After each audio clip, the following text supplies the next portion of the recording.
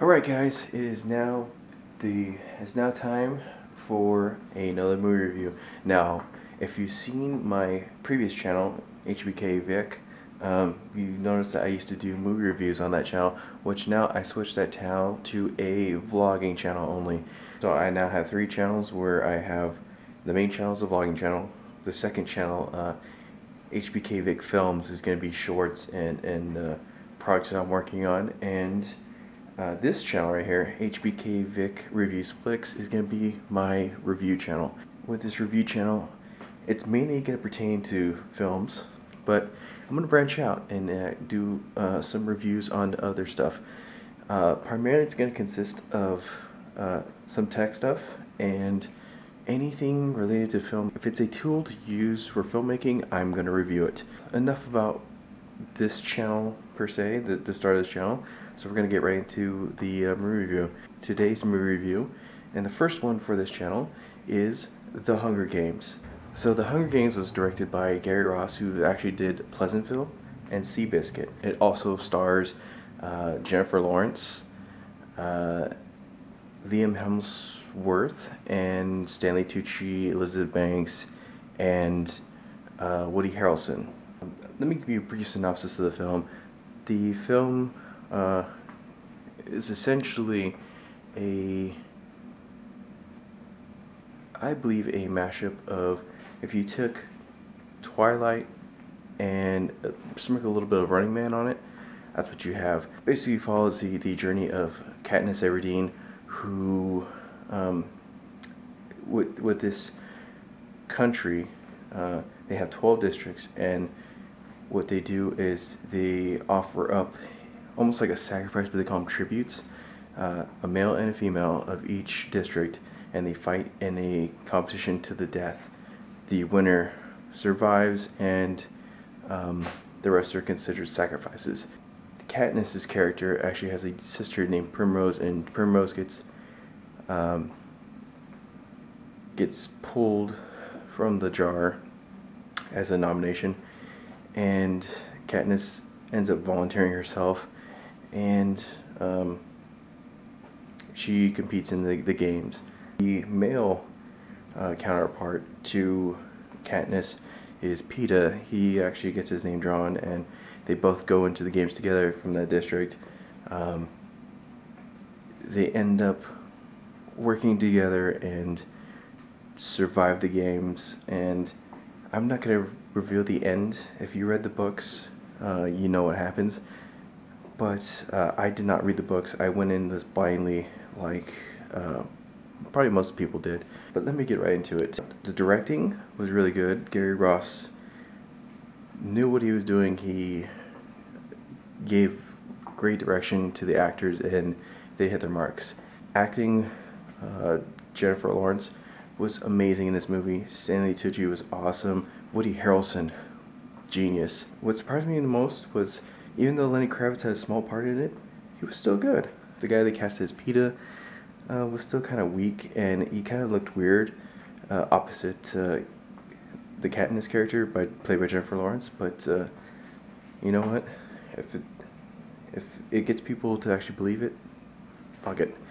Cinematography, that's where I had the problem. Cinematography was good at some points, but the choice to do handheld was really awful. I get it that they want to believe like you're there with them. You have a sense of feeling that that it's unknown, that right around the corner you can be killed because you're following the characters. But you know what? It wasn't really necessary in the beginning. In the action sequences, yes. The editing is what also threw a lot of people off. Editing was okay. Didn't really slow the pacing down. There are some spots where I had issues with the fast cutting and the camera work, which created a lot of uneasiness and unintentionally probably giving people motion sickness. But you know, the rest of the movie paced very well. Production design was really good. The costume design was really good. The mix of future and past was really awesome, because they wanted to make it think like it was a utopia. So you get a little mix of like 1984, where people who are poor dressed really old and drab, and that's what District 12 was. Writing, the screenwriting was really good. Like I said, I haven't really read the book, so I don't know how much of it was fully adapted from the book. So I can't really say any judgment on the writing, but so far the dialogue stuff was really good. The visual effects were quite superb. I can't really complain. Looks like they went with a lot of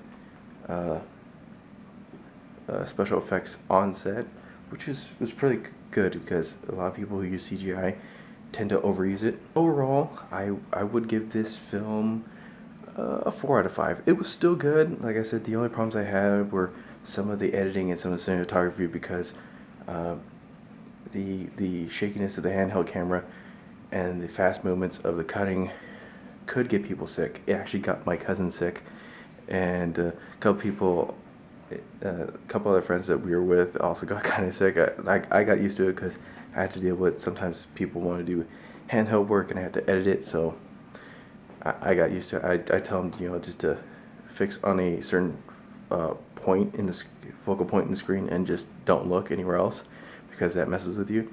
Just tell me what you guys think about the movie. A lot of people who've done reviews on YouTube and everywhere else are raving it as a huge success, which, you know what, for me, it being adapted from a book, it wasn't that bad. Like I said, I had never read the book. A nice story to watch. If they come up with any cool special features on a Blu-ray, I might buy it.